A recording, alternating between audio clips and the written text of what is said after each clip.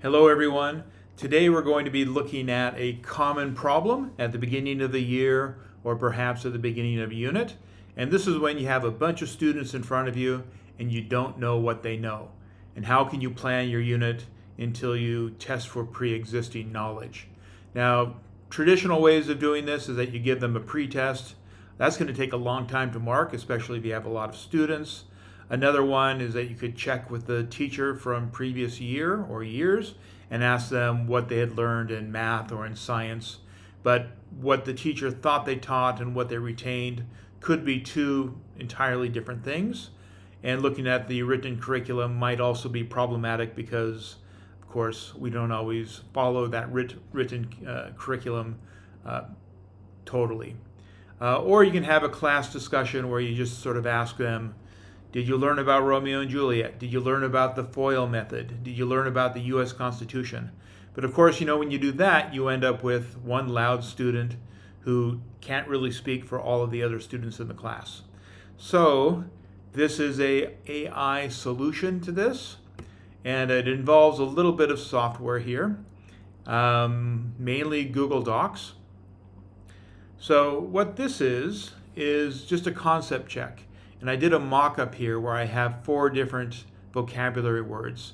And I'm jumping around to different areas here with the sciences, physics, some English, some mathematics, and some individuals and societies, or humanities as it used to be called. And I have the students fill this in. They could do it by typing, but that takes too long. And you would be surprised at how good their microphones are if they have devices. Because if they are at a computer, they can just lean in and quietly do voice dictation and fill in the fields that way. That saves some time. And it doesn't have to be beautiful. It can just be blah, the student coming out with whatever's on their mind about these particular areas. Okay, so this is my mock-up.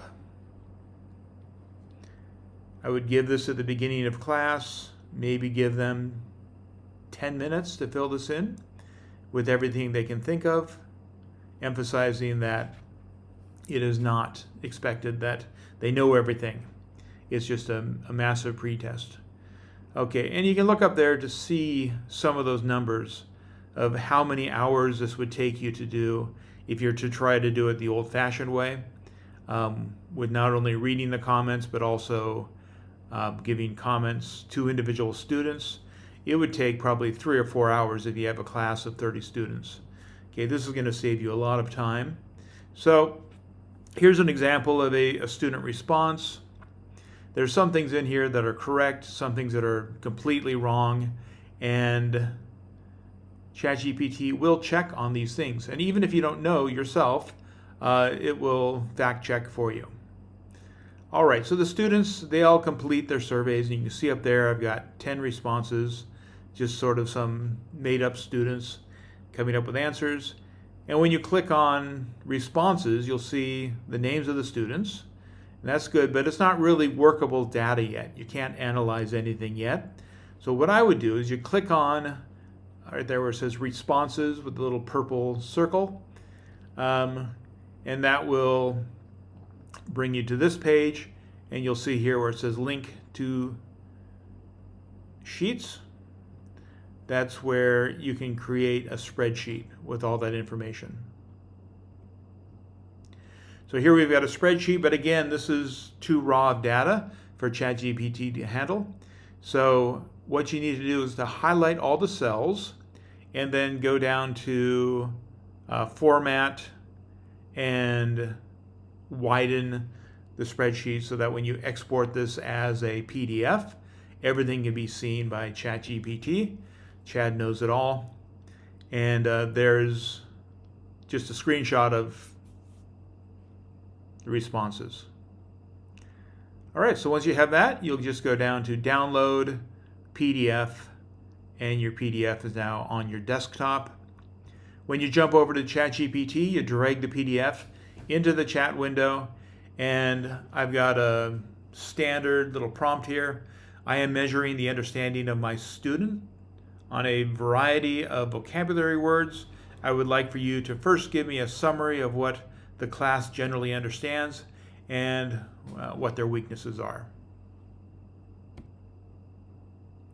And voila, here we've got it. We've got the strengths and the weaknesses across all 4 vocabulary words, just to give you a general idea as to what they know and what they don't know, or what they may have learned wrong in the past. Okay, to make it more specific for feedback, and you can share this with the individual students, is have a command prompt that says, generate a summary for each student. I will pass the summary on to the student, correct the mistakes, reaffirm what they wrote as correct, and give them additional information about each concept they were asked about. Okay, key to this is that it does correct the errors, so they don't go through life believing erroneous information. And then, I think even more importantly, that will take what they know and give them more information to either remind them of what they have forgotten or to just build upon their knowledge base. Okay, so here's an example from Romeo and Juliet. The student made some mistakes about talking about gang warfare or some of the terminology that was used, clarified some of the names of who Romeo murdered. And for the same student, here's some additional feedback regarding what they know about Newton's laws of physics.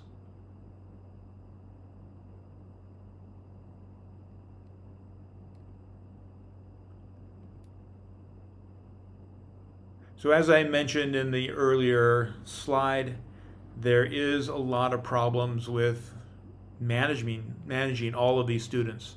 So if you had 30 students and they write on average, let's say 7,000 words for the entire class, that's going to take you hours to work through.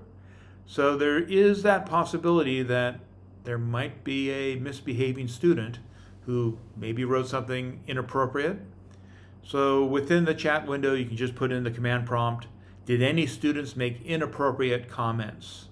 And then we can go look through here and, there was one. Yep, Daniela, for one response, she said, no idea, eat my butt.